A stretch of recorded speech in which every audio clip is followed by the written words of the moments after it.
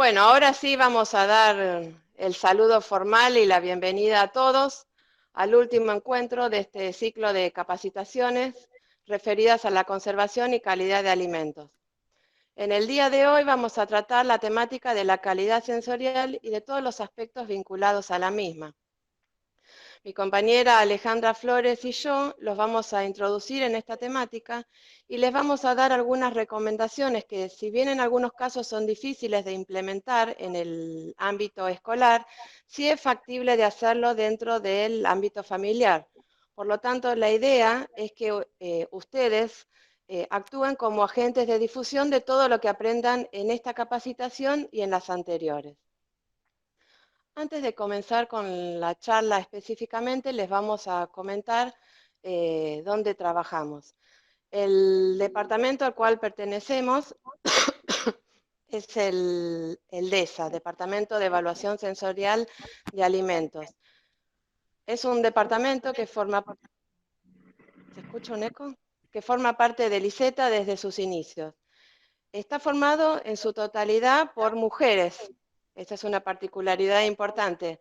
Una parte pertenecemos a Dirección General de Cultura y Educación y el grupo de investigación de ISETA, quien realiza sus investigaciones dentro del área de la evaluación sensorial.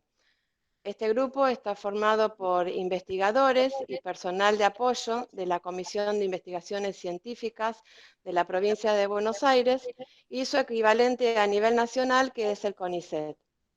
También forman parte del mismo becarios y tesistas que están realizando sus tesis de posgrado en el área del análisis sensorial. En cuanto a las actividades que desarrollamos, hacemos tareas docentes vinculadas al nivel de grado y de posgrado, y también todos los años dictamos el curso taller de evaluación sensorial.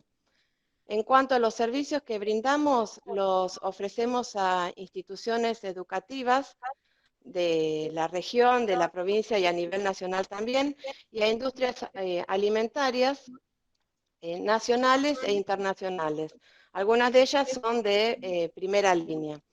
En cuanto específicamente a los servicios que ofrecemos, se refieren en general a el asesoramiento en el área de calidad sensorial, a la formación de paneles de evaluadores sensoriales, brindamos capacitaciones para la formación de líderes de panel y todo lo que sea relacionado a los aspectos sensoriales de un producto, ya sea en su etapa de formulación o de prototipo, como así también en lo que se refiere al diseño del envase. Desarrollamos los perfiles sensoriales de los productos, vemos cuáles, si existen modificaciones en el proceso tecnológico.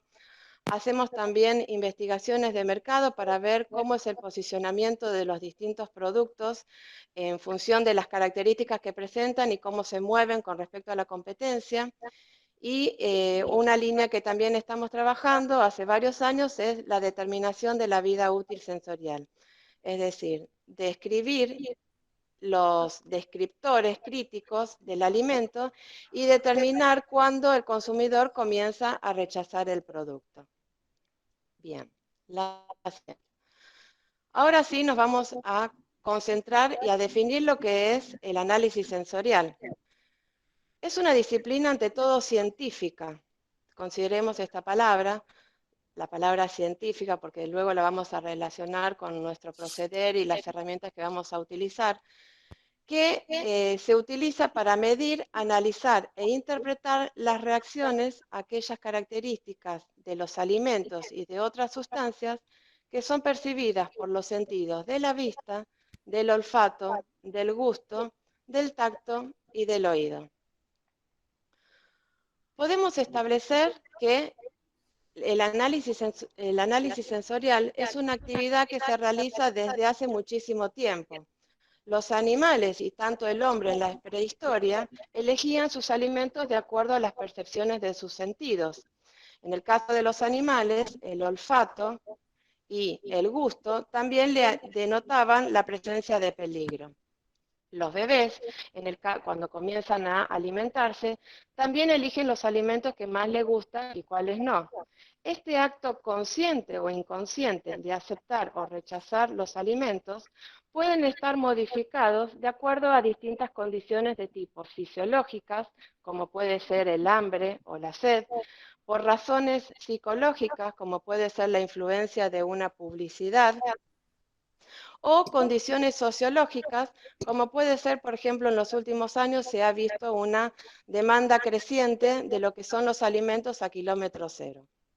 A lo largo de esta capacitación, como me gustan mucho los dibujos animados y las historietas, nos va a acompañar Mafalda, que nos va a mostrar cómo un ejemplo de un consumidor típico tiene un rechazo realmente certificado hacia la sopa. Entonces, Mafalda en este caso la vamos a presentar como ejemplo de consumidor y vamos a ver cómo su condicionamiento y su rechazo a la sopa puede ser variado de acuerdo a condiciones de contexto. Una película que a mí realmente me gusta muchísimo y que se las recomiendo como ejemplo de análisis sensorial es la película de Ratatouille. Esta película, si no la vieron, bueno, se las recomiendo, lo que hace es proyectar una experiencia sensorial con un recuerdo, lo que nosotros llamamos memoria sensorial.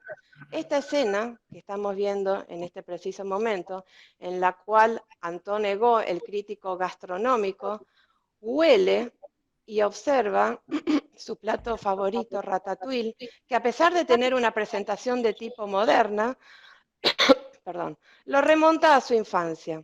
¿Sí? Esa experiencia sensorial de comer el plato ratatouille lo vuelve al pasado y a ese recuerdo que él asocia con emociones positivas. Es decir, lo que nosotros llamamos memoria sensorial siempre lo vamos a tener presente cuando observamos, cuando olemos o cuando degustamos un alimento.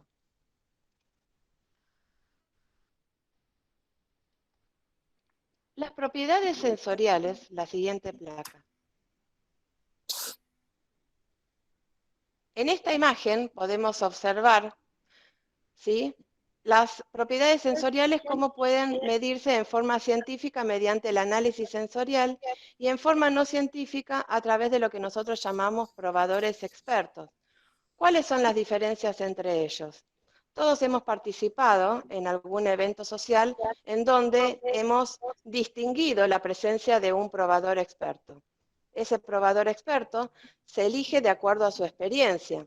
Generalmente lo que dice es palabra santa, sus dichos nunca son contrariados. Dice lo que siente, utiliza un lenguaje exquisito, palabras elegantes, por ejemplo, para hacer alusión a alguna característica de un vino, dice que él siente notas aterciopeladas. Confunde criterios de calidad con criterios hedónicos, es decir, de placer. Su lenguaje es de tipo subjetivo y no hay un control de sus habilidades de este tipo sensorial. Por lo tanto, el análisis sensorial, las personas que lo van a ejecutar son los evaluadores sensoriales, es decir, son personas que han sido seleccionadas y entrenadas bajo normativas. Trabajan generalmente en grupo, bajo la coordinación y dirección de un líder de panel, utilizan un lenguaje estandarizado, mide con los sentidos y no dice qué es lo que le gusta o qué es lo que prefiere. Y siempre sus resultados son monitoreados permanentemente. Por lo tanto, las imágenes que nosotros vemos a la izquierda están mostrando cómo un panel de evaluadores liderados por el líder de panel, en este caso reunidos en una mesa redonda, están evaluando la apariencia de muestras de fideos, y en la imagen inferior muestra el momento en que un evaluador determina y evalúa muestras de jugos. ¿Sí? Todos esos datos son recibidos en un soporte informático que luego el líder de panel va a analizar. La siguiente. En esta imagen les mostramos distintos productos que nosotros hemos trabajado en el departamento. En la imagen superior izquierda vemos muestras de café. Las mismas las podemos evaluar sensorialmente en el polvo seco como en la bebida caliente. Por ejemplo, en este caso nosotros estamos evaluando la apariencia de la muestra seca y de la bebida líquida. Para el caso de la muestra seca, podemos observar que tenemos 3 muestras que han sido presentadas, codificadas con un número de 3 cifras elegidas al azar, y podemos ver que hay diferencias en el color, en la intensidad del color, en el tamaño del grano. Si percibimos el aroma también podemos observar o no diferencia en el aroma. En el caso de la bebida líquida, si bien el color pareciera que fuera el mismo, podemos observar que la muestra del centro no presenta espuma. Las muestras que están al costado sí, por lo tanto la presencia y ausencia de espuma podría ser un descriptor que me identifique una muestra, que me la describa y presente diferencias con respecto a la anterior. En cuanto a la espuma, no solamente denotamos la presencia o la ausencia, sino que puede haber diferencias con respecto al color, a la persistencia, al espesor que presenta la espuma en el pocillo presentado. Para comparar el color, nosotros utilizamos una carta de color que es muy similar a la que se utiliza en las pinturerías, de manera de que los evaluadores identifiquen el color de manera estandarizada y no en forma subjetiva. En la imagen que se encuentra a la derecha, observamos muestras de caldo de vegetales, de carne y de gallina. Y pueden observar también cómo en la planilla los evaluadores vuelcan las puntuaciones para cada uno de los descriptores hallados en la determinación de la apariencia en una escala del 1 al 10. En la imagen que vemos abajo a la izquierda, presentamos cómo se evalúan las muestras dentro de un gabinete de inspección o cámara de color. Es decir, cuando los evaluadores determinan y evalúan la apariencia, lo hacen dentro de un gabinete, de manera de que todas las muestras reciban la misma intensidad lumínica. Y en la imagen de la derecha observamos un evaluador evaluando muestras de fideos y volcando todos los datos a un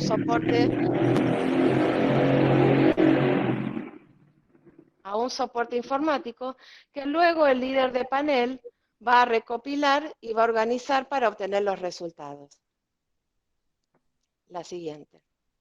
Es por ello que cuando el líder de panel recoge toda la información, la organiza, la presenta, la analiza e interpreta, va a obtener resultados y en base a ello tomar decisiones.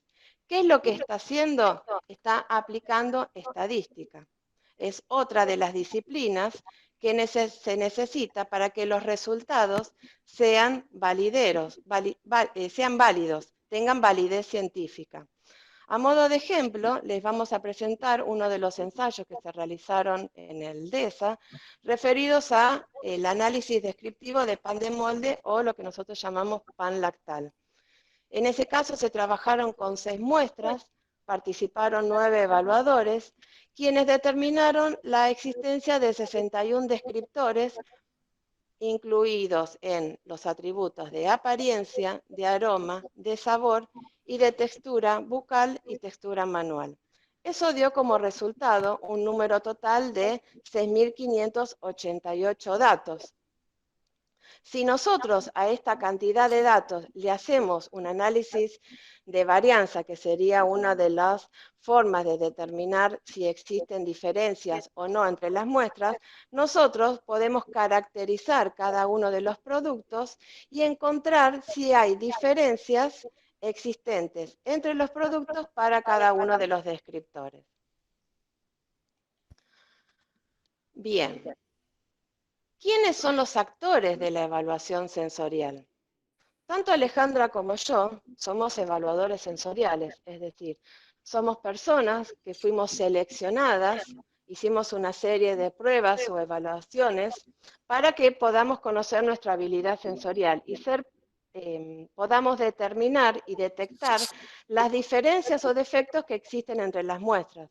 Cuando nosotros trabajamos en el departamento, nunca vamos a indicar si preferimos o nos gusta una muestra. Ahora bien, cuando vamos al supermercado o vamos a la verdulería o a la carnicería, ahí dejamos de ser evaluadores sensoriales y somos simples consumidores. Es decir, nosotros, si tuviéramos que elegir una torta para regalarle a Mariajo en el día de su cumpleaños, que es hoy, iríamos a un lugar en donde a mí particularmente me gustan cómo se hacen las tortas. ¿Cómo elegimos los consumidores para nuestros ensayos de aceptabilidad? Los elegimos a través de encuestas de consumo o encuestas de reclutamiento. Y lo que prestamos mayor atención es que esos consumidores sean frecuentes del producto que vamos a estudiar. No me sirve tener en cuenta la opinión y la evaluación de un consumidor que, por ejemplo, no consuma, si estoy haciendo un ensayo de yerba mate, no voy a solicitar la evaluación de Alejandra porque ella no consume en forma habitual yerba mate como el mate como infusión líquida. A modo de ejemplo, estas imágenes están demostrando, en las imágenes de la derecha, distintos ensayos que hemos hecho con consumidores. El círculo superior es un ensayo que hicimos en forma conjunta con el departamento IACTA, referido a aceptabilidad de carne vacuna, que se realizó hace ya un par de años en la Sociedad Rural del 9 de Julio. Y en la imagen inferior es un ensayo de aderezos que hicimos en una zona comercial de nuestra ciudad. Bien, ahora veamos un caso puntual de análisis sensorial. La que sigue. Yo soy una consumidora habitual de tic-tac. Me encantan los tic-tac de todos los sabores, pero el de banana es el que más me gusta. Fui al kiosco y, acá los ven, me compré un nuevo envase de tic-tac que la publicidad me dice que tienen más sabor a banana, están asociados a un personaje que está de moda, tienen un color amarillo mucho más intenso, el aroma es más persistente, tiene más y más y más. Y resulta que cuando yo lo consumo es el mismo producto de siempre. Entonces, este claro ejemplo de producto llegado a un consumidor, es ahí donde interviene el análisis sensorial. ¿Cuáles son las preguntas que va a responder ese análisis sensorial? ¿Existen diferencias entre las muestras? Es decir, ¿esas muestras de tic-tac son diferentes a las anteriores? Entonces estoy respondiendo a qué consiste esa diferencia. Como consumidor, ¿esas diferencias me interesan? Si volvemos al caso del café, las primeras dos preguntas, si hay diferencias o no, y en qué consisten esas diferencias, las podría hacer un panel de evaluadores sensoriales, es decir, personas entrenadas. En el caso en que esas diferencias yo quiera testearlas con un consumidor, le voy a preguntar si le interesan. ¿Sí? El consumidor me va a responder que sí, me gusta o prefiero esa muestra o ser rechazada. Entonces ahí es donde vamos a entrar directamente en lo que nosotros llamamos calidad sensorial. En las capacitaciones anteriores estuvimos hablando de distintos conceptos de calidad nutricional, de calidad microbiológica, de calidad en los parámetros físico-químicos. Nosotros nos vamos a referir a lo que se llama calidad sensorial, como el conjunto de características de un producto que lo diferencia de otros para satisfacer las necesidades o los deseos del consumidor. Y va a estar vinculada a la aceptabilidad sensorial, que va a ser un paso necesario antes de lanzar un producto al mercado. Si un alimento no es sensorialmente aceptable, no se puede considerar como una alternativa de consumo. Es decir, no voy a invertir en un producto que sensorialmente sea desagradable. La historia del análisis sensorial me muestra que han han existido muchos fracasos de productos que han sido lanzados y que el consumidor no los ha tomado como propios. Otro concepto que tenemos que tener en cuenta es que la aceptabilidad sensorial no me garantiza que el producto tenga una aceptabilidad global, porque en este concepto de aceptabilidad global hay cuestiones propias de los consumidores como del producto en sí. Es decir, hablamos de aceptabilidad global en tres dimensiones.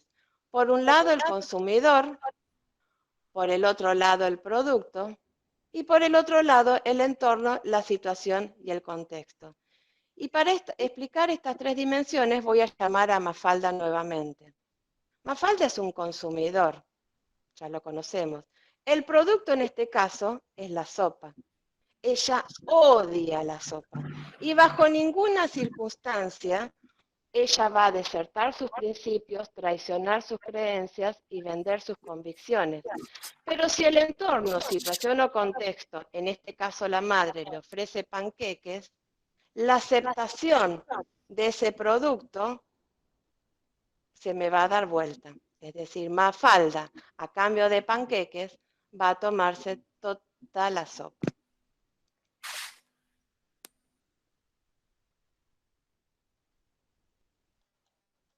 Bueno, ahora vamos a comenzar a hablar un poco de los sentidos y el rol que tienen en el momento de aceptar un producto o de evaluar la calidad sensorial de él.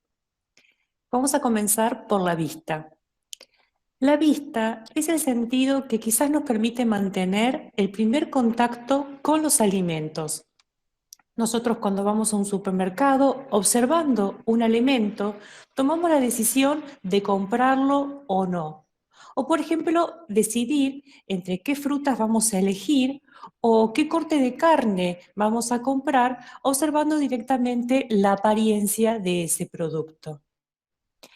Dentro de la apariencia, una de las características a la que nosotros le damos mucha importancia es el color de los alimentos.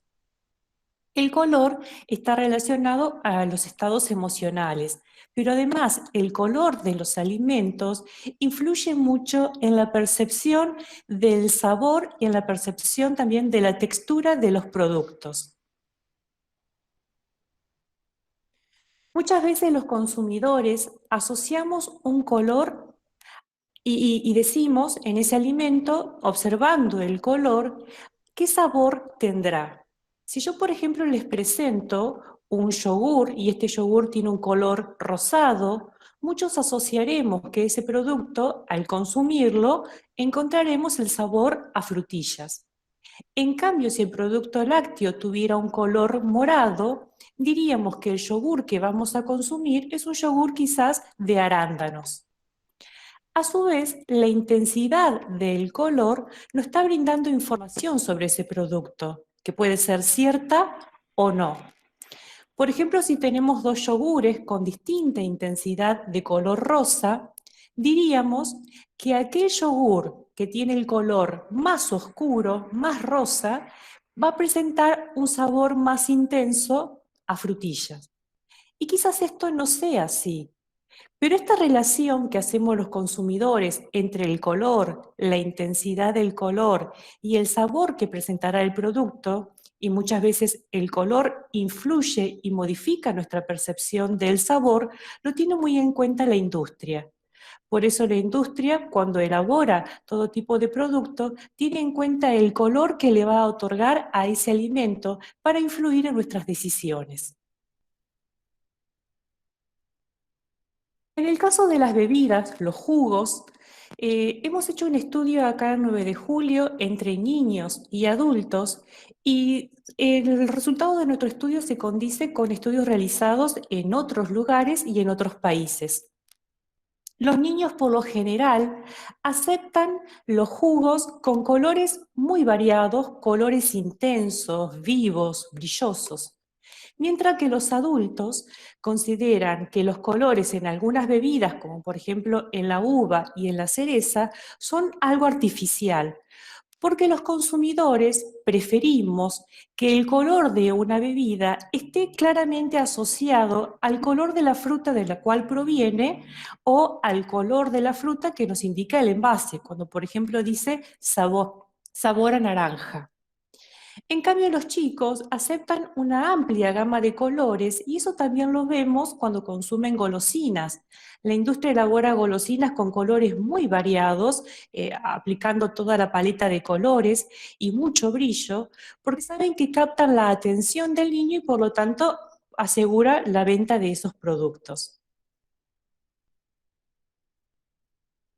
En las bebidas, continuamos con el ejemplo de los jugos, también el color influye en la percepción del sabor. Por lo general, en una bebida color rojo, que podría ser un jugo sabor a frutilla, cuanto más intenso es el color rojo que observamos en la bebida, creemos que ese producto tendrá un sabor más dulce. Si yo les diera dos jugos sabor a frutilla con color rojo, pero uno más oscuro que el otro, dentro de los colores aceptados por el consumidor adulto, al probarlos la mayoría diría que aquel que es más oscuro percibieron un mayor gusto dulce. Aunque esto no sea así, es la influencia que ejerció nuestra vista al momento de consumir ese producto. Lo mismo ocurre con jugos sabor a limón. Cuanto más dulce, más amarillo sea ese jugo de limón, el consumidor dirá que esa muestra es la que presenta la mayor intensidad de dulce. Aunque quizás el nivel de sacarosa en ambas muestras era el mismo. En cambio, en algunos jugos de pera podemos encontrar en el mercado que algunas de estas muestras presentan tonalidades verdosas. Cuando el consumidor detecta notas verdes en la apariencia de ese producto, va a indicar que la muestra que presenta tonalidad verde contiene un menor contenido de azúcar o percibe un menor gusto dulce. ¿A qué se debe esta asociación? Inconscientemente los consumidores asociamos el color de la bebida al color de las frutas. Los consumidores sabemos que cuando las frutas no están maduras, presentan tonalidades verdes y aún no han desarrollado el contenido de azúcar deseable para lograr obtener una fruta totalmente agradable, dulce, rica. Y a medida que avanza la maduración de esa fruta, llega a su punto óptimo de madurez, donde voy a tener una frutilla bien roja o un limón bien amarillo. Y esa es la asociación que hacemos del color que vemos relacionándolo con el estado de madurez de la fruta. En los productos panificados nos pasa algo similar. También la vista influye en el resto de las características que vamos a percibir cuando comemos el alimento. Por ejemplo, en este caso, la fotografía de la parte superior corresponde a unas galletitas que contienen harina de trigo y salvado de trigo. Pero muchas veces los consumidores dicen que son muy ricas esas galletitas sabor a chocolate. Pero en realidad esa galletita no contiene cacao y no contiene sabor a chocolate, saborizante, sabor a chocolate. Ocurre que en la mente de muchos consumidores, cuando observan un panificado de color marrón, asocian automáticamente a que ese producto contiene chocolate o cacao. Y entonces eso ejerce una gran influencia a la hora de consumir el alimento. Yo aquí les anoté algunos de los ingredientes que contiene el producto que está indicado en la etiqueta del envase y podemos ver que las galletitas de la parte superior no contienen cacao en polvo y de hecho el sabor que presentan es un sabor a vainilla.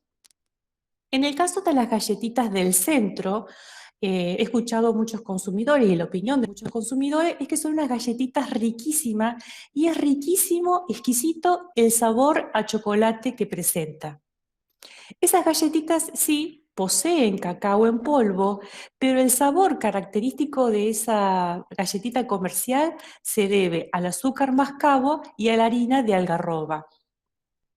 Que son sabores, por ejemplo, la harina de algarroba tiene un sabor muy típico, que es el que presenta esa galletita y no el cacao en polvo. El cacao en polvo es un ingrediente secundario que aporta algo de sabor, pero no es el predominante.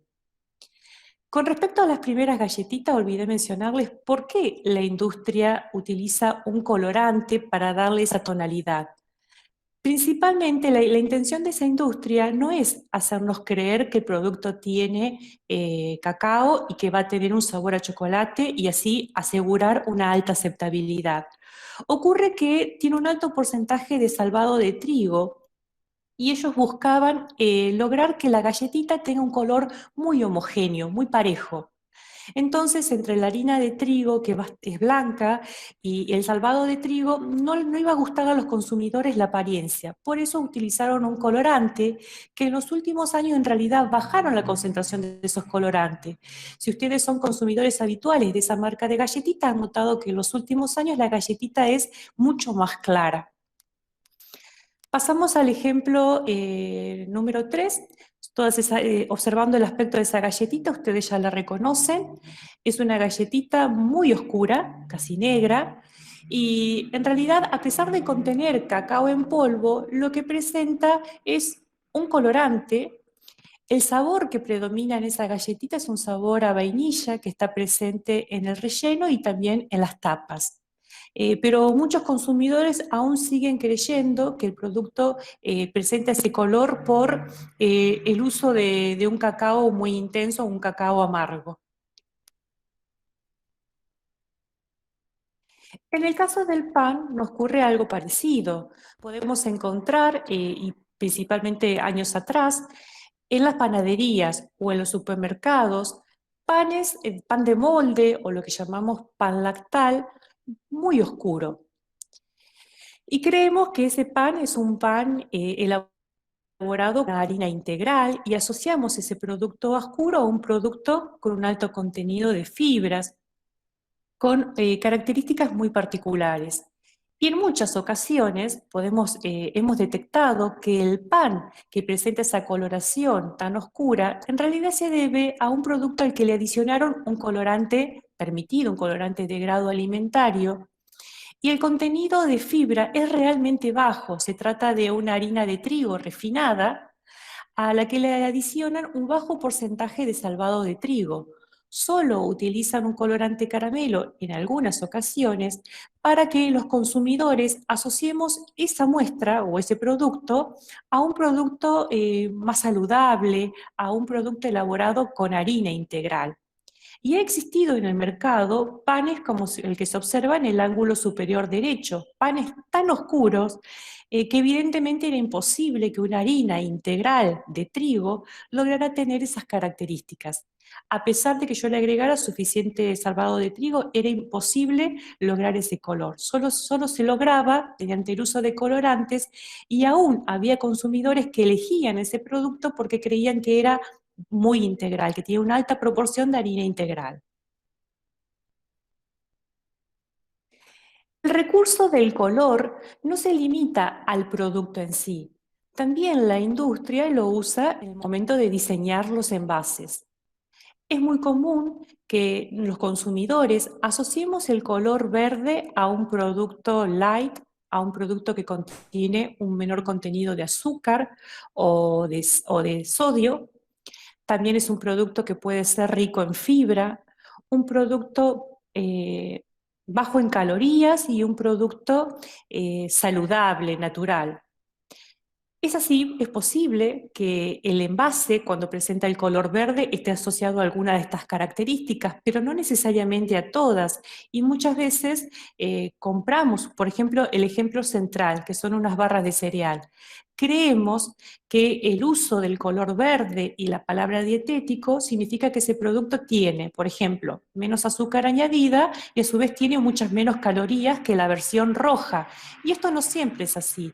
No necesariamente el alimento va a reunir todas las características, no necesariamente va a tener menos azúcar, va a tener menos calorías y a su vez va a ser saludable. En este caso de las barras de cereal, la diferencia es que contiene menor cantidad de azúcar, pero las calorías se mantienen casi iguales y además no son productos totalmente naturales.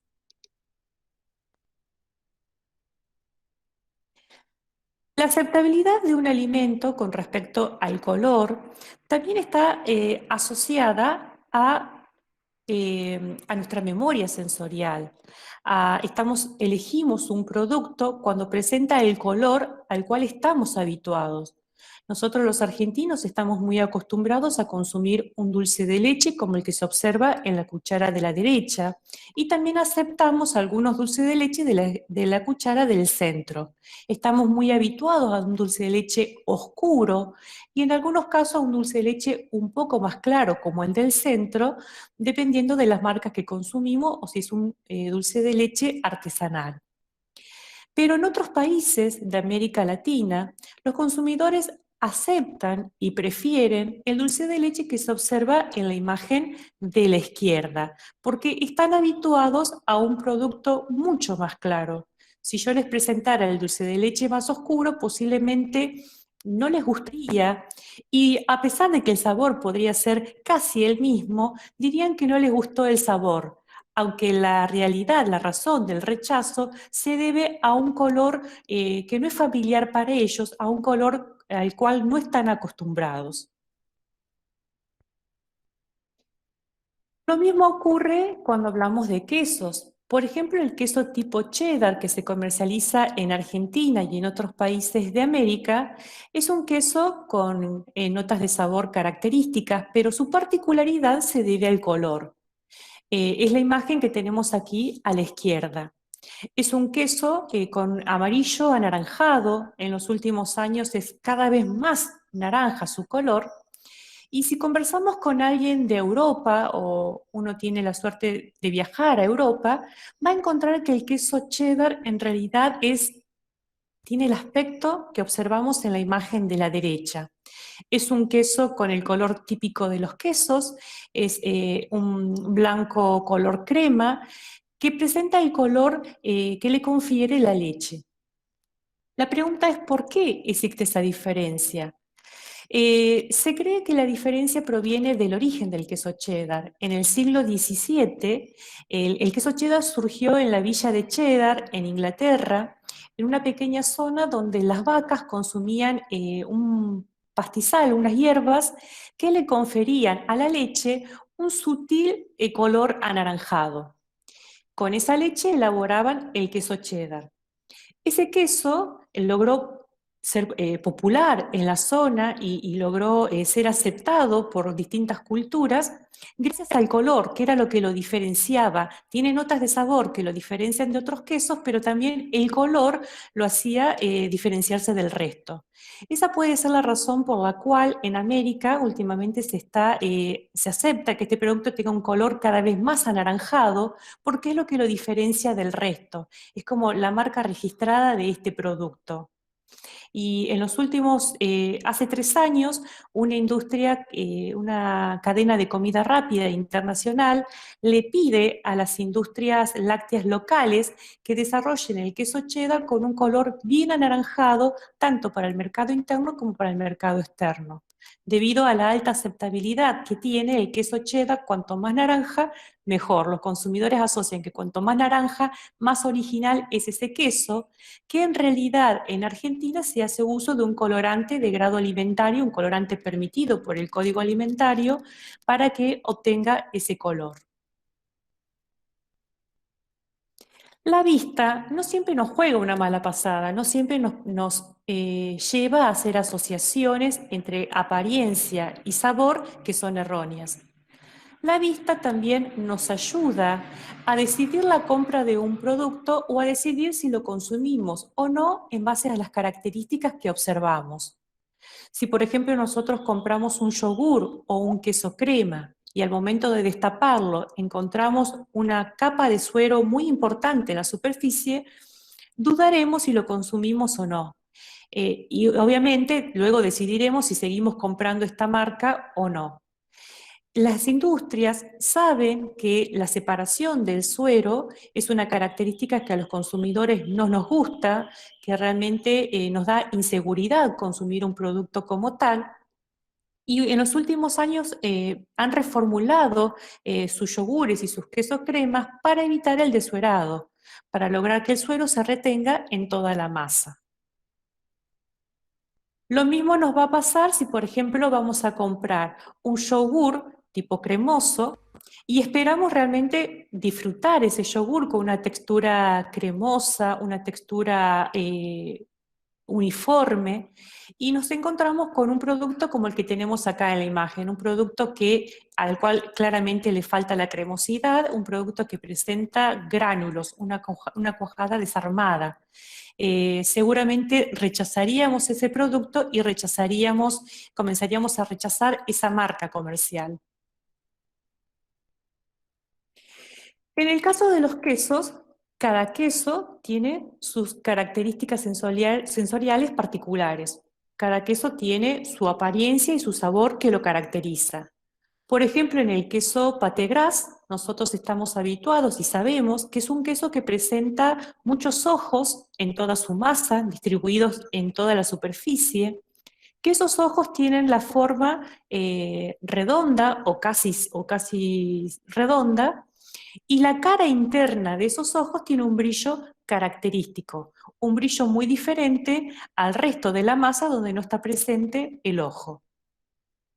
Si nosotros encontramos en un mercado un queso como el de la imagen B, seguramente lo rechazaríamos y no lo compraríamos, porque ese queso Pâté Gras no reúne las características que son típicas de este tipo de quesos, y no estamos habituados a encontrar eso. Ustedes saben o se han enterado en algún momento, que en Argentina existen concursos para distintos tipos de alimentos. Por ejemplo, existe el concurso de quesos, donde jurados o lo que serían evaluadores sensoriales y personal de la industria se reúne a probar distintos tipos de quesos y a calificarlo en base a sus características sensoriales de apariencia, sabor y textura, y otorgarle puntuaciones. Y así, en cada categoría hay uno o dos quesos ganadores, y los mismos concursos se están realizando para dulce de leche, y últimamente se están realizando concursos de helado, de salame y de yerba mate. En un concurso de quesos, el queso de la imagen B sería penalizado, porque es un producto que no reúne las características típicas del queso Pâté Gras. De hecho, nosotros no lo consumiríamos porque seguramente a pesar de no ser, los consumidores, a pesar de no conocer la tecnología o el proceso que se aplica para obtener este queso, sabemos que algo raro ocurrió en la industria, entonces directamente lo rechazaríamos. En los quesos que llamamos queso de barra o queso de máquina, que por lo general son el tipo de queso Dambo y Tivo, nosotros sabemos que es una masa cerrada, que no presentaría grietas u ojos en su masa, en el interior. Entonces, si encontramos un queso como el de la imagen A, el queso del centro, claramente lo rechazaríamos porque ese producto presenta defectos sensoriales. Posiblemente alguno de los quesos en los que notamos defectos sensoriales pueda tener un defecto del proceso de elaboración, o te contenga una carga microbiana más elevada de lo necesario. Pero nosotros, como consumidores, con solo verlo ya rechazamos ese producto o disminuye la aceptabilidad por ese producto, porque no reúne las características que debe reunir, y son aquellas características a las que estamos habituados. En el queso de la imagen A corresponde a un queso de pasta dura que ha sufrido un daño. Observan una grieta muy, muy profunda en la corteza. Si encontramos un queso así, deberíamos evitar comprarlo, porque ese daño que ha sufrido el queso es la apertura o el espacio por el cual pueden ingresar los microorganismos del ambiente y contaminar el resto de la masa. En el ejemplo B es un queso cremoso que compré en el mes de mayo, y los quesos cremosos no deberían tener tantos ojos. Puede haber algún ojo mecánico debido al proceso, pero no con estas características. No sé si ustedes alcanzan a ver bien, pero en toda la masa hay presencia de ojos, y ojos muy visibles, que con la poca luz de un supermercado y con el apuro de uno, no logra, a veces no se toma el tiempo necesario para elegir en base a la apariencia el producto que reúna las mejores características sensoriales. Lo llevé a mi casa y al momento de probarlo era muy ácido el producto. Acá hubo un inconveniente en el almacenamiento de la muestra y es un producto que deberíamos rechazar. Entonces, la recomendación es que cuando uno va a un supermercado o un almacén a comprar un producto como esto, se tome unos minutos para elegir, en base a la apariencia, aquel producto que reúne las características positivas o típicas de ese alimento. Y así evitar consumir algún producto que en realidad no cubre nuestras expectativas. Bien, si hablamos de queso, no nos podemos olvidar del jamón crudo, ¿no? Entonces, ¿cuáles son las características sensoriales que marcan las diferencias en estos dos tipos de jamón crudo que son los más conocidos? Bien, tenemos por un lado el jamón crudo ibérico, que se caracteriza por presentar un color rojo más oscuro, un color rojo vino. Su sabor es mucho más intenso, es mucho más salado, y esto se debe al proceso de maduración del producto y también al tipo de alimentación. Si bien las grasas de los cerdos en algunos casos son similares, a diferencia con el jamón italiano, el tipo de alimentación es diferente. Generalmente a los animales se los alimenta con bellota. En cuanto al tipo de consumo, el jamón ibérico solo se consume fresco y es muy particular el tipo de corte que se realiza, es decir, es un corte manual, es un corte con un cuchillo especial. Por el lado del jamón crudo, se caracteriza el mismo por presentar un color rosado, es un color rojo más claro, la textura del mismo es más húmedo, es menos salado. Y esto se debe también a que los animales, además de ser alimentados con alimento tradicional, se les adiciona el suero del queso parmigiano reggiano que se encuentra en la zona donde viven los animales. La forma en que se consume este tipo de jamón es tanto en fresco como en platos calientes y el corte se realiza siempre a máquina. Ahora bien, ¿cómo nos gusta a nosotros los argentinos el jamón crudo? Bueno, quedamos bien tanto con el jamón ibérico como con el jamón italiano. Nos gusta, según la bibliografía consultada, nos gusta que sea de color rojo intenso, que sea salado, pero preferimos el corte hecho a máquina. En general, la forma de consumo es tanto en forma fresca como en platos calientes. Bien. Ahora vamos a pasar al sentido del olfato. El olfato está íntimamente relacionado a las emociones. Cuando nosotros percibimos un olor, que podrá ser agradable o no, automáticamente nos transporta, el cerebro detecta ese olor y lo relaciona en algunos casos a algún recuerdo emotivo. Seguramente esto les ha pasado en alguna oportunidad.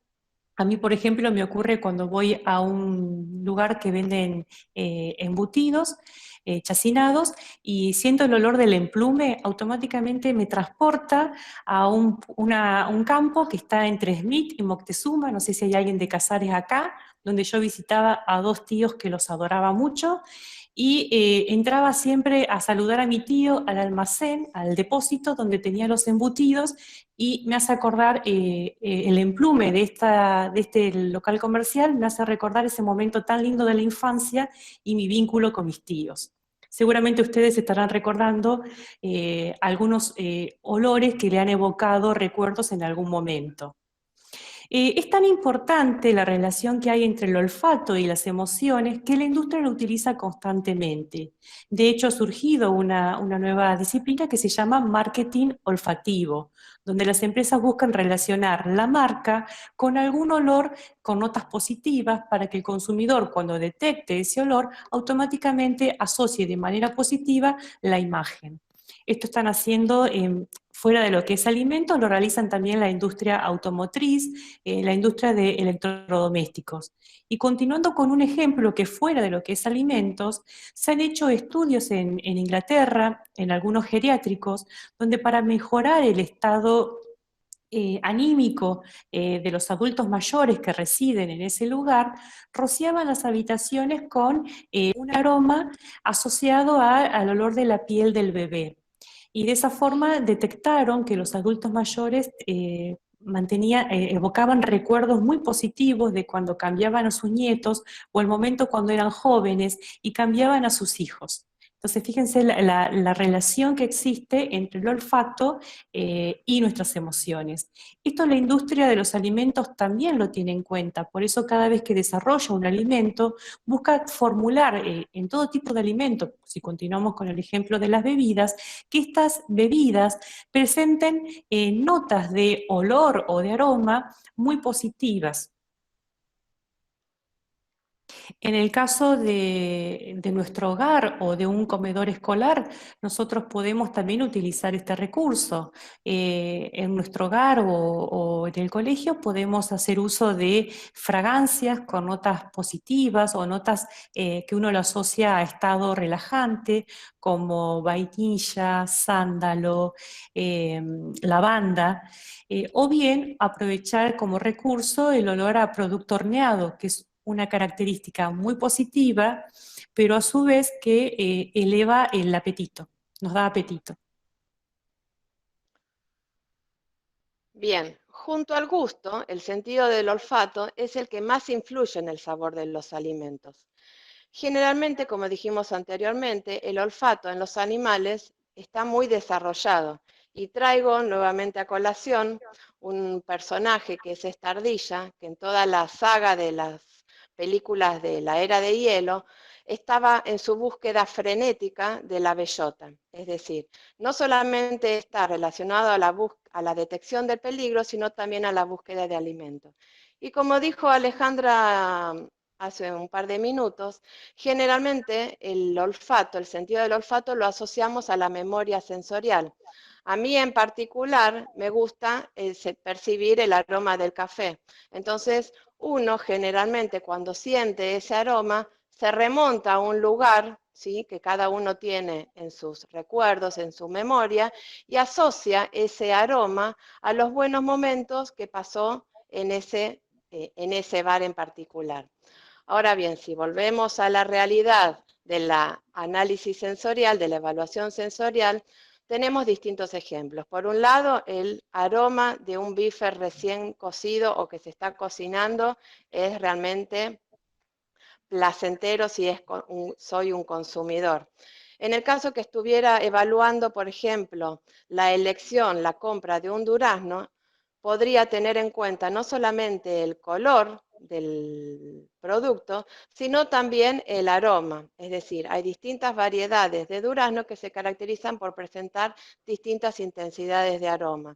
Y en el caso, volvemos del café, al caso del café, un evaluador para poder percibir las diferencias que encuentra en las distintas muestras de café, se le presenta la misma en un vaso pequeño, con un pequeño espacio de cabeza, es decir, queda un espacio entre la tapa y el volumen del líquido, de manera de que allí se concentren los volátiles y el evaluador, al destapar la muestra, perciba en una sola inspiración todos los volátiles y pueda describir qué es lo que está percibiendo.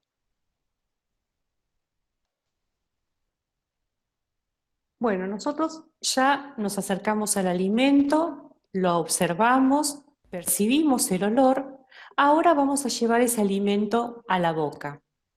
En la boca nosotros vamos a sentir distintas características, vamos a percibir lo que llamamos en sensorial gustos básicos, vamos a percibir sabores y sensaciones trigeminales. Ahora vamos a ver qué es cada una de estas características. Con respecto a los gustos básicos, en los alimentos vamos a percibir los gustos amargo, dulce, salado, ácido y umami. El dulce es un gusto muy positivo para muchas culturas y es un gusto placentero. Y a su vez es un gusto fácil de reconocer en cualquier alimento. El ácido, que está presente también en muchos alimentos, es fácil de reconocer por nosotros, es un gusto agradable hasta cierto nivel. El salado, lamentablemente, es un gusto que nos gusta en una concentración alta y a su vez más alta de lo que se considera saludable. Por eso, si nosotros tenemos que realizar una dieta baja en sodio o por una cuestión, una decisión saludable, reducir el sodio de nuestra dieta, lo deberíamos hacer de forma paulatina, ir disminuyendo de a poco el salado en las comidas para no provocar el rechazo de ese alimento.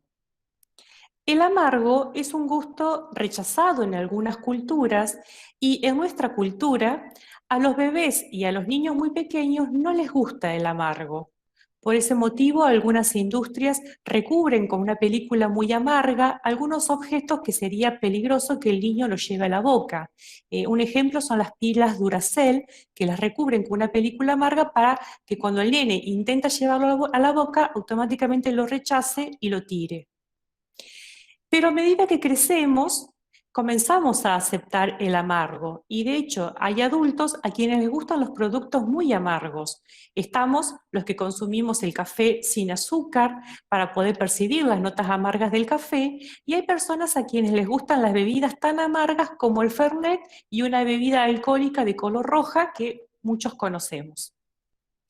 Y ahora nos falta el gusto umami, que quizás es el que han escuchado nombrar poco, pero está presente en muchísimos alimentos de nuestra dieta. La palabra umami proviene del japonés y significa sabroso.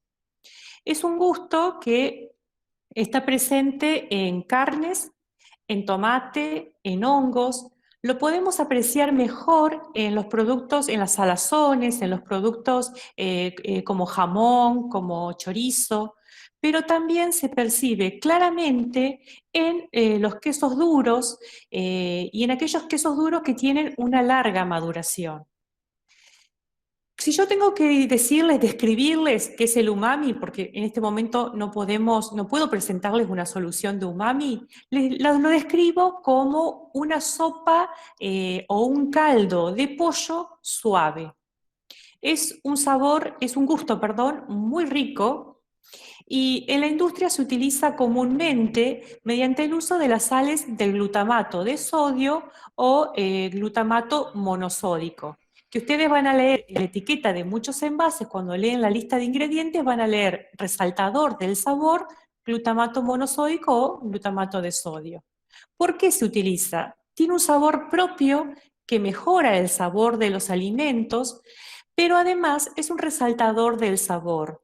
Resalta el gusto salado del alimento al cual se adiciona y además resalta otros sabores de ese producto. Nosotros en nuestra casa lo que podemos hacer es también aprovechar el umami con otros ingredientes.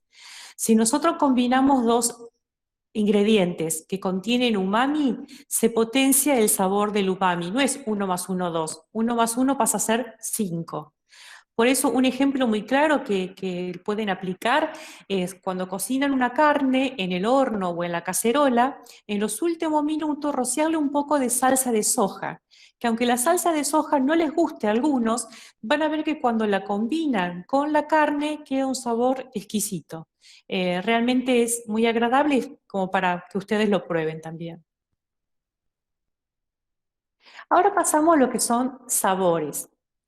Cuando yo tengo el alimento en la boca y este alimento parte se disuelve en la saliva y aquellos componentes que se disuelven en la saliva y son percibidos por las papilas gustativas, que son pequeños órganos que están en la lengua, ahí estoy hablando de gustos básicos, que son los 5 gustos que ya mencioné en la diapositiva anterior. Pero a su vez, cuando estoy masticando el alimento, la ruptura del alimento y la temperatura de la cavidad bucal hace que distintos componentes se liberen y por el interior de la boca llegan al bulbo olfatorio, que es una zona muy pequeña que está ubicada a la altura de mis 2 cejas y es la zona que permite detectar los olores que contiene ese alimento. Cuando yo consumo un producto, por ejemplo, una torta, un helado o una bebida, aproximadamente el 80% de lo que percibo se debe al sabor y a las sensaciones trigeminales que aún no vimos qué son. y solo aproximadamente el 20% corresponde a los 5 gustos básicos que mencioné anteriormente. Esto explica por qué muchas veces cuando estamos muy congestionados, nuestro sistema olfatorio está colapsado, decimos que al alimento le falta sabor, porque estamos percibiendo prácticamente solo los 5 gustos básicos que el alimento podrá tener, uno o dos de esos gustos básicos. Si yo, por ejemplo, quisiera hacer una prueba con ustedes y quiero que prueben algunos de ustedes un helado de dulce de leche, otro chocolate, otro frutilla, y les tapo los ojos y les pido que cuando van a llevar una porción de dulce de leche a su boca se tapen bien la nariz, cuando tienen la muestra en la boca van a percibir solamente el dulce y nada más. Ahora, cuando destapan su nariz, ya va a ser muy claro y van a empezar a percibir otras características. Además del dulce que ya estaban percibiendo, van a percibir la frutilla, el verde de la frutilla, las notas del chocolate, y cuando hablamos de evaluadores ya entrenados, la cantidad de descriptores es mucho más amplia, porque ya van a hablar del tostado, de la madera de la almendra, van a hablar del quemado o tostado del dulce de leche, la frutilla si es una frutilla madura, si tiene notas verdes. ¿Y por qué les dije que no solo tenían que taparse la nariz, sino también vendarse los ojos? Porque con solo verlo, ustedes al ver esa fotografía ya sabrían cuál tiene sabor a dulce de leche, cuál tiene sabor a chocolate y cuál tiene sabor a frutilla, y a su vez, si al momento de masticar la muestra, encontrarían trozos de frutilla, porque la vista me anticipó muchísima información antes de llevar el producto a la boca.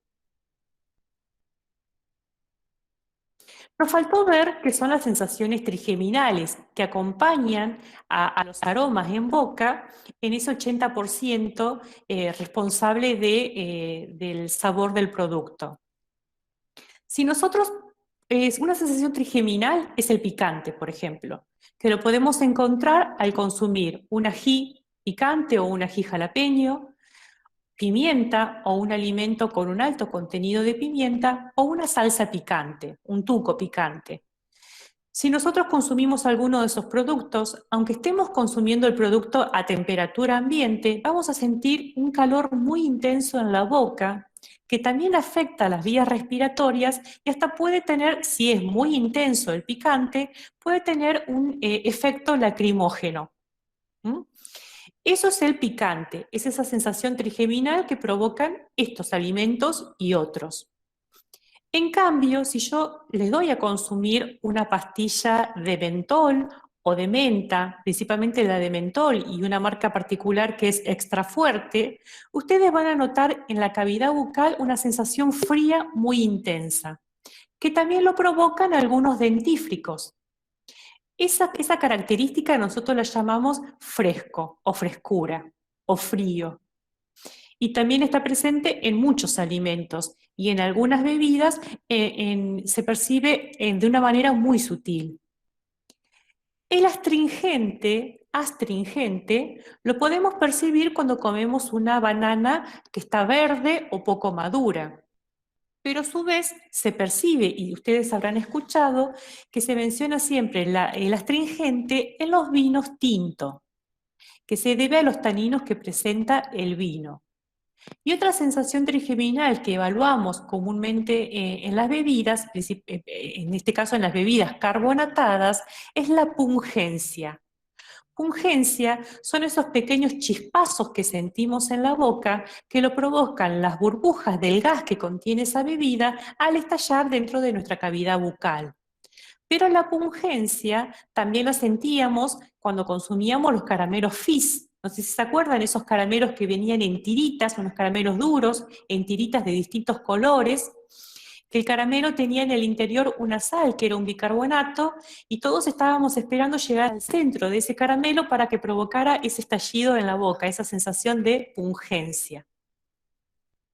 Hay otras sensaciones trigeminales que no las vamos a mencionar, estas son las más comunes, y las sustancias o componentes que poseen estos alimentos activan el nervio trigémino, que es una parte de nuestro organismo que es el encargado de percibir esas sensaciones. Por eso se llaman sensaciones trigeminales, por el nervio trigémino que activan. Los alimentos por lo general contienen uno o dos gustos básicos y nosotros cuando preparamos alguna comida también mezclamos estos gustos básicos. Cuando por ejemplo hay dos gustos básicos en un alimento, un gusto puede disminuirle la percepción del otro o potenciarlo. Si por ejemplo yo estoy elaborando un producto dulce, vamos a suponer un panificado, y le agrego una pizca de sal, la sal lo que va a provocar es que el dulce se perciba en una intensidad un poco más alta y a su vez va a resaltar otras notas de sabor de ese producto. Por ese motivo en los panificados ustedes ven que en las recetas se suele utilizar una pizca de sal. La sal en los panificados cumple otras funciones, también tiene una función tecnológica para la obtención de la masa. Pero en este caso también lo que aporta desde lo sensorial es potenciar el dulce y potenciar notas de sabor de ese producto. Si yo estoy preparando un jugo de limón y me quedó demasiado ácido, o estoy preparando una salsa, un tuco, y el tomate estaba muy ácido, lo normal que hacemos, añadimos un poco de azúcar, porque el azúcar disminuye la percepción del ácido. El ácido sigue estando en el producto, simplemente lo percibimos en menor intensidad. Si por ejemplo yo tengo dos alimentos, uno es muy ácido y el otro es poco ácido, y en ambos agrego la misma cantidad de sal de mesa, la sal común, voy a notar que en el producto más ácido se va a percibir como más salado. ¿Por qué? Porque un alimento ácido potencia el salado. Y el ejemplo que ya mencioné anteriormente, en los productos amargos, cuando yo quiero reducir el amargo, añado azúcar. Por ese motivo, muchas personas agregan azúcar al café u otras personas le agregan una bebida cola o una bebida lima-limón al Fernet para poder consumirlo y disminuir el amargo que realmente no les gusta que sea tan intenso. Los últimos dos sentidos que nos faltaba ver eran el sentido del tacto y del oído. Ambos sentidos en conjunto nos ayudan a evaluar las características de textura de los alimentos. ¿Cómo evaluamos la textura? Muchas características las vamos a evaluar con nuestras manos, cuando tomamos el alimento, cuando por ejemplo presionan una fruta, cuando están en el supermercado para saber el grado de madurez que tiene. Cuando estamos consumiendo alimentos en algún evento con nuestras manos, estamos ya recibiendo, al tocarlo, ya recibimos información de cómo son sus características de textura, y también en la cavidad bucal, a través del uso de nuestros labios, presionando la muestra con los labios, o durante la masticación. ¿Y por qué el oído es tan importante? Porque hay una característica que para nosotros tiene una aceptabilidad muy alta en algunos alimentos. Por ejemplo, en las galletitas tipo cracker, en otras galletitas y en las papas tipo chips, a nosotros nos gusta escuchar el ruido cuando lo cortamos y el ruido que se persiste mientras masticamos ese producto. Eso es lo que nosotros llamamos crocante. Y cuando comemos una manzana, nos gusta también sentir ese sonido al momento de cortar una porción de manzana. Y eso es lo que llamamos crujiente. Se sabe claramente, se han hecho estudios que indican que es muy importante escuchar el sonido de ese producto y cuando escuchamos el sonido, él aumenta la percepción del crocante o del crujiente y aumenta la aceptabilidad de esa muestra. Por ejemplo, se realizó un estudio en el que a un grupo de consumidores de papas tipo chips le dieron 3 muestras a evaluar. Las probaron y tenían que indicar cuánto les gustaba esa muestra. Y a las 3 muestras les dieron puntajes altos de aceptabilidad, porque tenía ese crocante perfecto, se escuchaba el sonido desde que la quebraba con los incisivos y mientras la masticaba. Al rato le dijeron que iban a probar otras 3 muestras, que en realidad eran las mismas. La diferencia estuvo, bueno, le la presentaron con otros números para que no se den cuenta que eran las mismas muestras y les pusieron unos auriculares como estos para que escucharan música. La música estaba a una intensidad agradable, pero no era lo suficientemente alta como para que la persona, al comer la papa, no pudiera percibir claramente el sonido del crocante. Entonces le dieron un puntaje de aceptabilidad mucho más bajo. Así uno pudo determinar la importancia que tiene el sonido al cortar o al comer un alimento. Bien, para el ejemplo de los vegetales, acá podemos tener en cuenta, como dijo Alejandra, la textura. La textura en este caso sería bucal, básicamente, y vamos a hacer un compendio de todos los otros atributos. Los vegetales tienen un alto contenido de agua, por lo tanto, eso lo vamos a asociar a que lo que los consumidores prefieren es consumir vegetales, ya sean frutas u hortalizas, que estén frescos. Y esa frescura va a estar asociada a la turgencia. ¿Cómo lo puedo visualizar eso? Yo voy a ver, hay una asociación entre la apariencia, el sabor y la textura. Es decir, cuando tienen colores brillantes, intensos, y la superficie no tiene ningún daño, generalmente uno va a comprar ese vegetal. Sucede, por ejemplo, con una manzana o con un tomate. En el caso de las zanahorias, es un claro ejemplo de lo que es la textura bucal. Cuando uno la muerde, siente esa fibrosidad. En las peras, en el apio. En el caso de las asociaciones, y volviendo un poquito más para atrás, hay una asociación entre el color y el estadio de maduración de los vegetales. Generalmente esto se da, por ejemplo, en la frutilla, en el tomate, en la manzana. También hay una asociación entre el aroma y el estadio de maduración.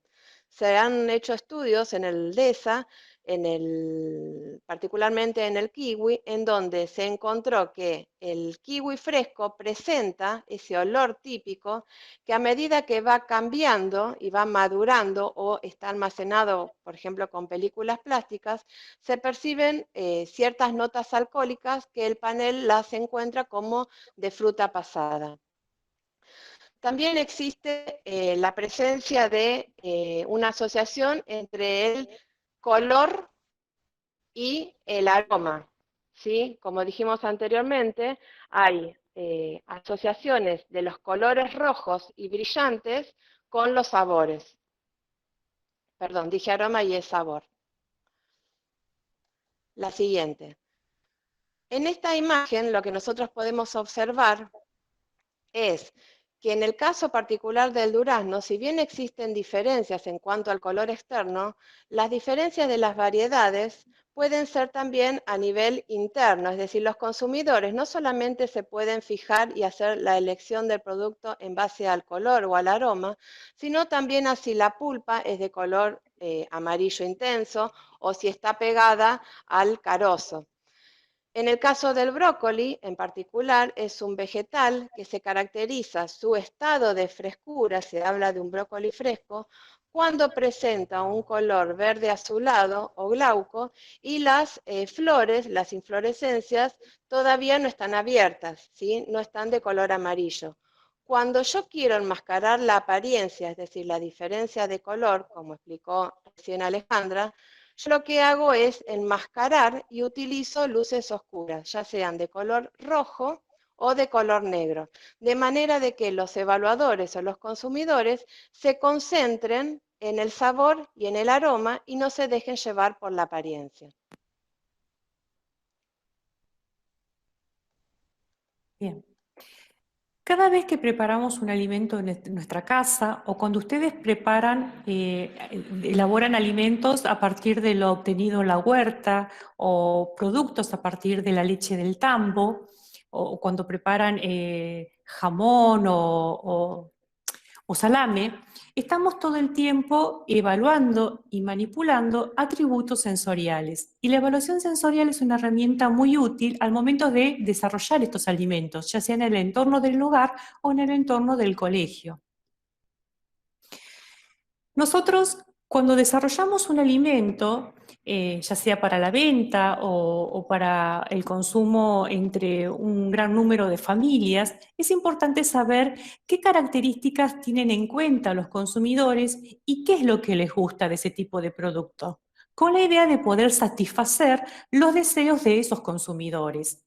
Por ejemplo, en un salame criollo, lo que podemos encontrar es a los consumidores, se ha hecho un estudio donde los consumidores indicaron que le dan importancia al tono del color, a la homogeneidad del color, que sea todo un color uniforme, le dan importancia al tamaño de los granos o trozos de grasa, la distribución que presenta la grasa en toda la masa, siempre observando fetas de salame. La relación magro-grasa, donde por lo general les gusta una relación 60% carne, 40% grasa, que el producto no presente un exceso en la superficie de grasoso, aceitoso. En el sabor, el rancio, que hasta un límite pequeño es tolerable, después de cierto límite ya comienza a rechazar ese producto. El nivel de salado, el picante, el especiado. Y también tienen en cuenta y se focalizan en el sabor a la grasa. En cuanto a la textura, se fijan si el producto está gomoso, si está elástico, si es demasiado duro, si es demasiado blando. Y a su vez, la sensación de producto seco al momento de masticarlo. Si nosotros pudiéramos comparar los tipos de salames que consumimos en esta zona con los que consumen en Capital Federal, veremos que las características son totalmente diferentes. Por ejemplo, Capital Federal no. En Ciudad Autónoma, qué antigüedad lo mío, en Ciudad Autónoma, por ejemplo, les gusta el salame con carne, los granos de grasa muy, muy pequeños, casi imperceptibles, bien distribuidos en toda la masa de ese salame, y a su vez les gusta el color rosa, pero un rosa bien marcado, lo que para nosotros sería un producto artificial, raro consumir un salame con esas características. Es una forma de ver cómo en distintas regiones de nuestro país tenemos distintos aceptabilidad para variedades de este producto. Lo mismo, nosotros podemos aplicar sensorial, esto podría ser un ensayo que se realice en el colegio con los alumnos, donde aprovechando el excedente de la huerta y aprovechando la época de verano, primavera-verano, el desarrollar bebidas con frutas, con distintas frutas o con distintas verduras que ustedes dispongan. De esta manera lograríamos que los chicos comiencen a consumir productos más saludables, aprovechando todos los nutrientes de las frutas y los vegetales y logrando reducir el consumo de las bebidas comerciales que contienen muy poca fruta y algunas nada de fruta. Entonces, de esta manera se podría hacer un ensayo donde los chicos prueben, elijan alternativas de frutas o verduras y comiencen a elaborar formulaciones en pequeños volúmenes, buscando combinar distintos ingredientes dentro de lo que podría ser algo saludable, como quizás algunos endulzantes para reemplazar al azúcar o reemplazar el azúcar por un poco de miel, buscando también un equilibrio de sabor, donde deberían usar cáscaras de algún cítrico o el jugo de algún cítrico para mejorar el sabor de esa bebida, o darle notas frescas usando una pequeña proporción de pepino u hojas de menta. Esas prácticas que los chicos realicen en el colegio luego podría ser replicado en sus hogares y de esa manera comenzar a adoptar el consumo de una bebida más saludable y aprovechando los nutrientes y el excedente de producción. Muchas veces nos pasa que tenemos un ingrediente y no sabemos con qué otros productos combinarlo para preparar una comida. O tenemos el caso de algún vegetal, como puede ser el brócoli, y no sabemos cómo prepararlo para que a nuestros hijos les guste, porque en realidad la versión brócoli al vapor es muy saludable, pero el chico la ve y no la acepta. No acepta el sabor, no acepta la apariencia. Para mejorar el servicio gastronómico, un grupo de profesionales empezó a utilizar las mismas técnicas que se emplean para desarrollar perfumes. Y así comenzaron a analizar toda la composición de distintos alimentos disponibles en el mercado y distintos ingredientes. Ingredientes me refiero a algunas frutas, especias y condimentos y algunos vegetales. Y así comenzaron a compararlos y buscar aquellos componentes que estaban en común, eran compartidos por distintos ingredientes y armaron afinidades, buenas combinaciones entre esos ingredientes. En el caso del brócoli, por ejemplo, utilizando esta herramienta, yo puedo ver con qué productos combina mejor o con qué ingredientes combina mejor y con cuál es la combinación. Sigue siendo buena, pero no es tan alta la afinidad. La mejor combinación es cuando ustedes observan en esta imagen el círculo verde más grande. A medida que disminuye el círculo, la combinación continúa, pero es menor la afinidad. Y mirando una imagen así, una alternativa podría ser preparar una tarta de brócoli utilizando queso de pasta dura, agregando cebolla, ají, aprovechando también y combinando ese brócoli con otra verdura, como por ejemplo puede ser berenjena, aportándole un sabor distinto, utilizando alguna feta de jamón y acompañando esta tarta con un lomo de cerdo. Fíjense que tiene buena afinidad por diferentes productos. También, si quiero aportarle más color a ese producto, podría estar utilizando pequeños cubos de calabaza en el relleno también de esa tarta. O bien podría preparar una tortilla de brócoli. El caso de la coliflor es muy parecido, combina prácticamente con los mismos ingredientes que en el caso del brócoli. La berenjena también, yo después les voy a decir cuál es el sitio de internet para buscar estas combinaciones. Y el éxito de un plato va a depender de la proporción, de la cantidad que use de cada ingrediente y del método de cocción.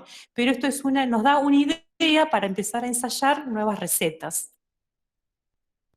En el caso del higo, para quienes elaboran dulce de higo, las alternativas puede ser utilizar un poco de ralladura de un limón, pueden también combinarlo con algún otro fruto, como por ejemplo arándanos o cereza. Fíjense que combina muy bien con el pastel, entonces lo que podrían hacer es preparar una torta y en lugar de usar dulce de leche, usar higo. En fin, van a ver, una vez que recorran este sitio de internet, van a encontrar distintas relaciones. Yo voy a ir rápido para no detenerme en este punto. Con respecto a panes, nosotros no tenemos tantas variedades de panes como sí se encuentran en Europa. Esta foto, por ejemplo, es de Alemania. En España se han reconocido unas 300 variedades de pan. Nosotros en Argentina tenemos una alta afinidad por el pan tipo francés.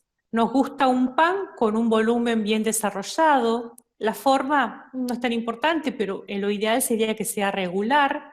Nos gusta, por lo general, una corteza bien crocante.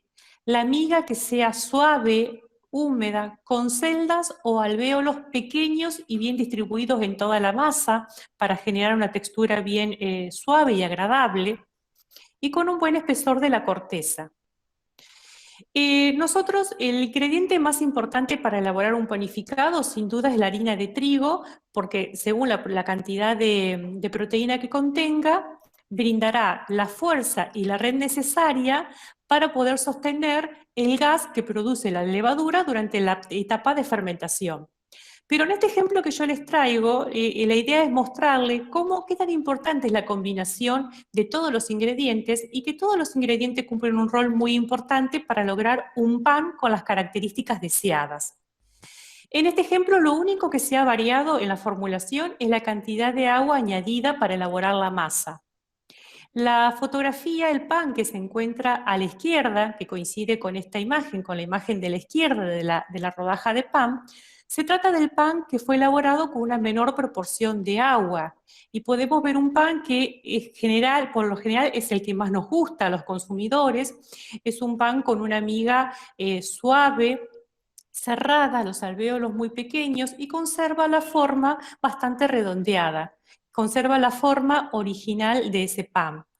Pero a medida que yo adiciono más agua, el pan pierde la forma, se aplana y a su vez vemos que el desarrollo de los alvéolos es muy diferente. Comienza a tener alvéolos de distintos tamaños y genera unas especies de cavernas en el interior. A su vez esta masa va a ser un poco más áspera. Y la corteza es un poco más gruesa y crocante. De todas formas, en este caso es un pan que les gusta a muchos consumidores porque también lo asocian a los panes tipo campero, a lo que hemos estado acostumbrados en esta región. Más en capital, preferirían el pan con menor volumen de agua.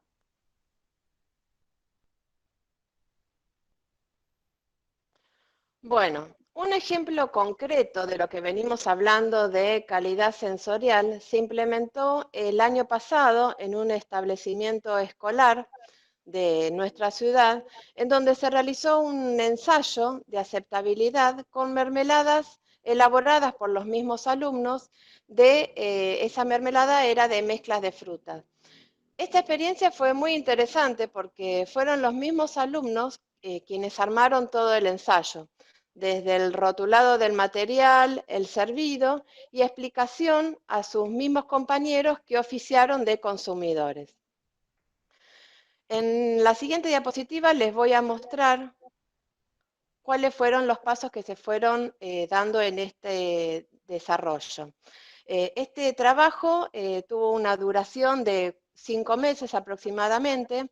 Al inicio se dictaron unas clases en modalidad de curso-taller a los alumnos, en donde se les brindó los conocimientos acerca de lo que es la evaluación sensorial, se les explicó cuál era el objetivo, en qué íbamos a trabajar. Luego ellos hicieron una serie de trabajos prácticos y ellos mismos fueron los que armaron todo el trabajo, es decir, hubo una coordinación entre el Departamento de Evaluación Sensorial y los docentes a cargo de la currícula, de los espacios curriculares relacionados con la tecnología de alimentos. Una vez que ellos estuvieron familiarizados con toda la modalidad y la logística que implica hacer un ensayo de aceptabilidad, fueron quienes se separaron en distintos grupos y un grupo, por ejemplo, se dedicó al acondicionamiento del lugar en donde iban a recibir a sus compañeros que iban a ser los consumidores, acomodaron las planillas, prepararon los vasos, todo el lugar acondicionado. Otro grupo fue el que en la sala de preparación hizo el servido de las 3 muestras de mermelada y fueron ellos mismos quienes explicaron qué es lo que debían hacer para evaluar las muestras de mermelada. Una vez que obtuvimos los resultados, los analizamos en el departamento y volvimos a la escuela para hacer la devolución de los mismos. Entre todas las características sensoriales, una de las planillas que se les presentó a los alumnos que oficiaron de consumidores, eso es importante de remarcar, es que tenían que asociar y marcar con una cruz las frases que encontraban en la muestra que estaban evaluando. Podían marcar más de una, entonces, por ejemplo, este consumidor encontró que la muestra que estaba probando le veía un color agradable, su consistencia era muy dura, lo encontraba difícil de untar, no tenía un sabor definido y en la boca lo percibía como granulosa. Todos estos resultados fueron analizados junto a otras preguntas que les hicimos relacionadas con hábitos de consumo. En los resultados que obtuvimos, podemos ver, en primera instancia se les preguntó de qué material era el envase que consumían de mermelada.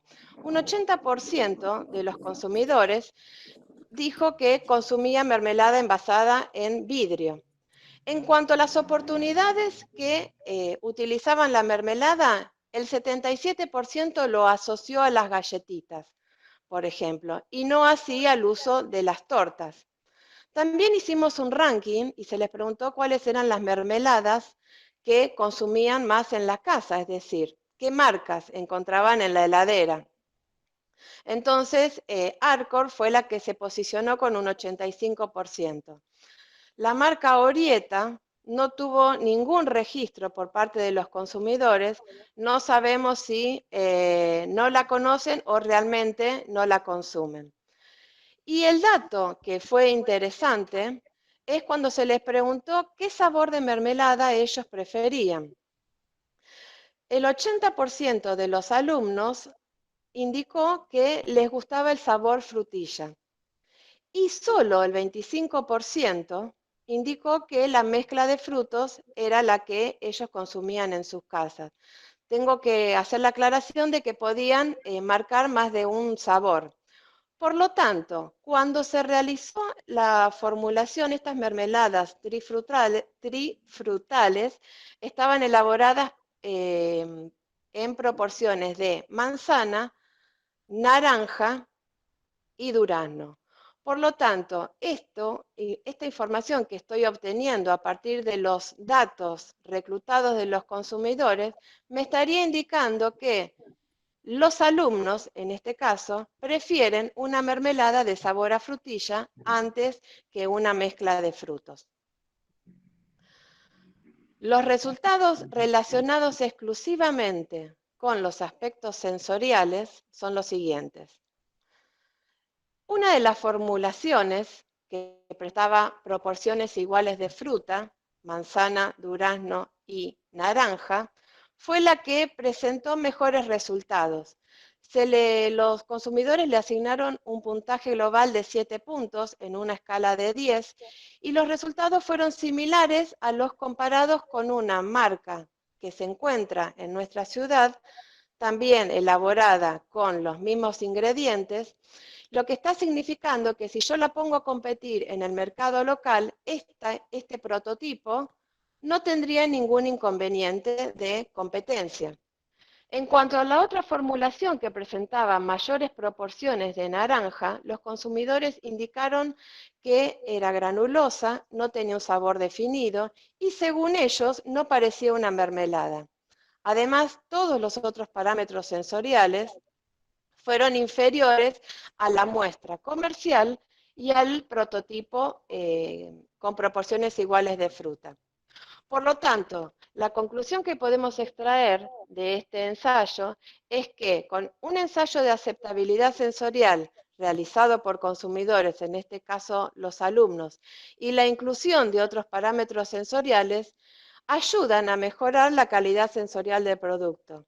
Esto puede aplicarse ya sea para mermeladas, para salsas de prepisa, por ejemplo, si se elaboran en el establecimiento escolar, para conservas y otros productos que sean los que los establecimientos escolares tienen como producción.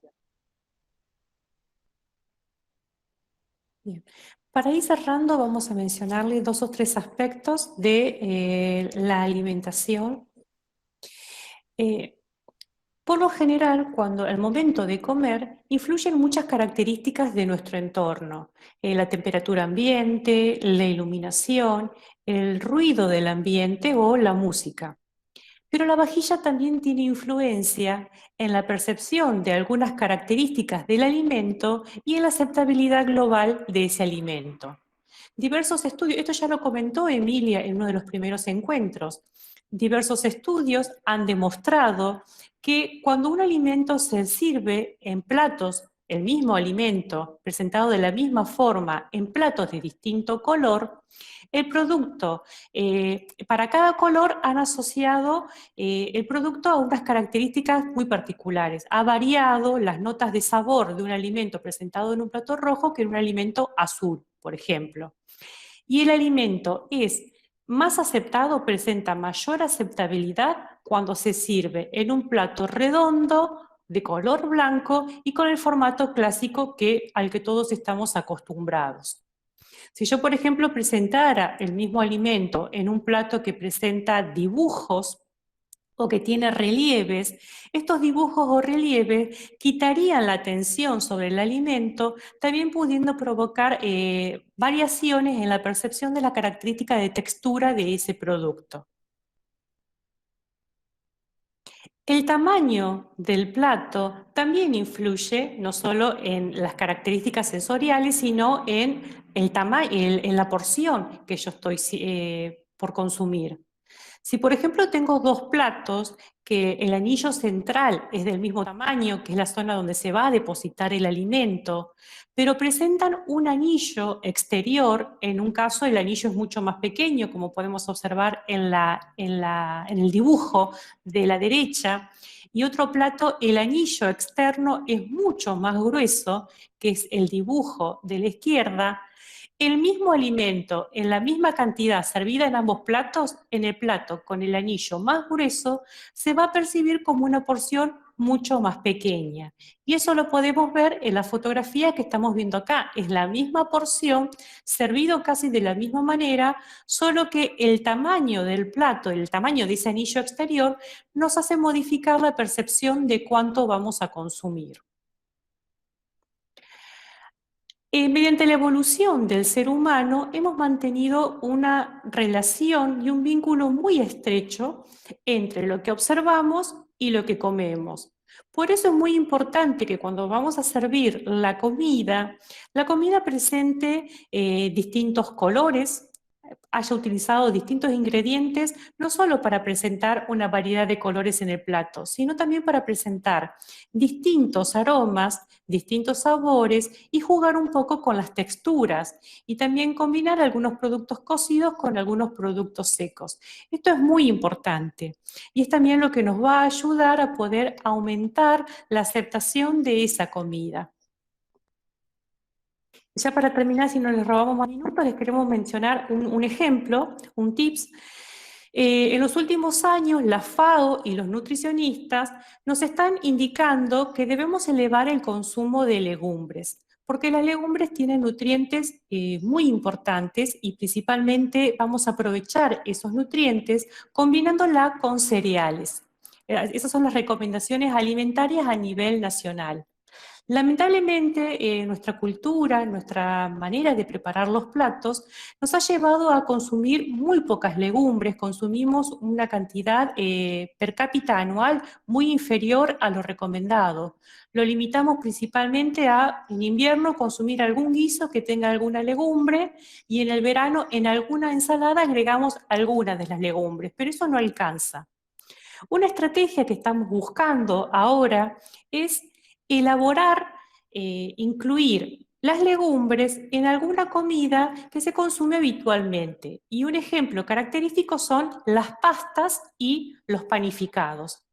En el caso de pastas, ustedes, nosotros, todos los consumidores, podemos comenzar a elaborar de forma casera pastas donde reemplazamos la harina de trigo refinada en un 10 o 30% por harina de legumbre. Más no, los ensayos que hemos realizado, el producto conserva las características sensoriales hasta un 30% de reemplazo, de sustitución de la harina de trigo por harina de legumbre. De esa forma, como tenemos muchos tipos de legumbres con colores muy diferentes, podemos lograr platos muy atractivos visualmente. En la imagen superior derecha tenemos pastas elaboradas con poroto negro.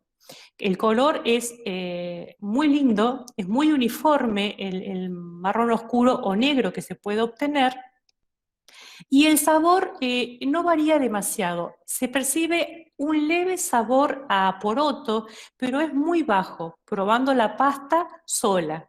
Si nosotros a esa pasta le agregamos alguna salsa, ya sea una especie de salsa blanca, una salsa como tuco, o lo combinamos con algunos vegetales ahora en verano, ese sabor directamente no se percibe. En la imagen inferior tenemos una pasta elaborada con poroto rojo o atsuki, que también se conoce como aduki o azuki.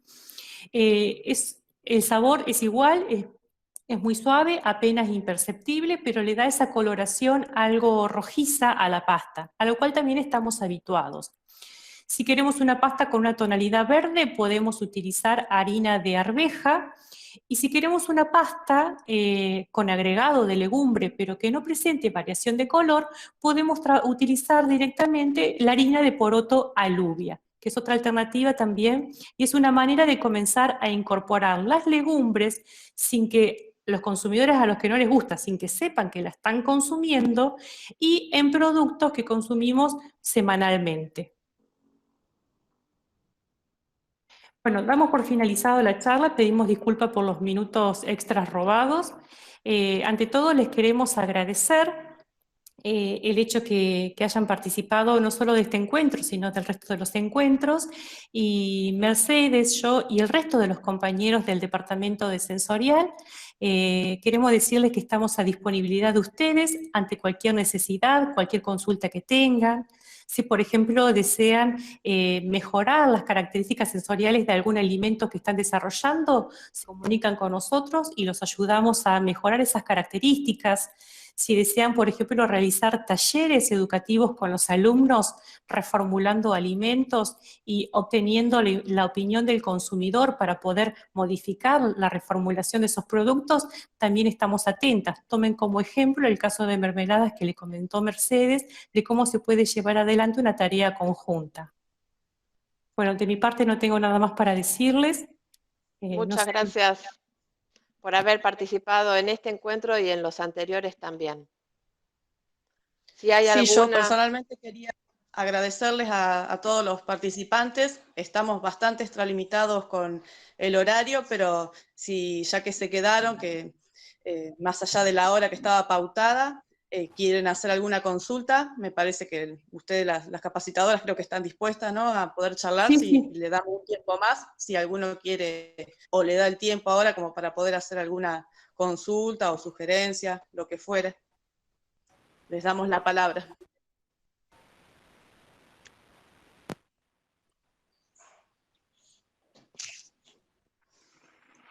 Parece que no.